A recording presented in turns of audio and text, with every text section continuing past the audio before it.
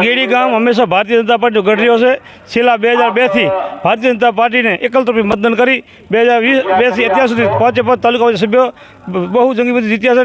5 વખત જિલ્લા પંચાયત સભ્યને પણ બહુમતીથી જીતી ને ભારતીય જનતા પાર્ટી નરેન્દ્રભાઈ મોદીની આગળ નીચે ગુજરાત રાજ્યના મુખ્યમંત્રી ભૂપેન્દ્રભાઈ પટેલ, જિલ્લા ભાજપના પ્રમુખ દેવજીભાઈ, જિલ્લા ભાજપના કચ્છ જિલ્લા ભાજપના સાંસદ વિનોદભાઈ અને રાપર મત વિસ્તારના લોકપ્રિય ધારાસભ્ય જેમને વિકાસ પુરુષ તરીકે ઓળખાવે છે એમના નેતૃત્વમાં ભારતીય જનતા પાર્ટીને ખોબે ધોબે પ્રજા મત આપી વિજય બને ત્યારે રાપરની જનતાનો ખૂબ ખૂબ આભાર માનું છું। ફતેહગઢ જિલ્લા પંચાયત ભારતીય જનતા પાર્ટી 2300 વોટથી જીતી છે।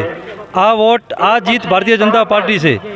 માનનીય દેશના વડાપ્રધાન નરેન્દ્ર મોદી સાહેબની જીત છે, ગુજરાતના મુખ્યમંત્રી ભૂપેન્દ્રભાઈ પટેલની છે અને આ જીત રાપરના લોકપ્રિય ધારાસભ્ય વિરેન્દ્રસિંહ જાડેજા જેમણે રાપરની અંદર છેલ્લા 3 વર્ષમાં કરોડોનો વિકાસના કામ કર્યા, આ એની જીત છે।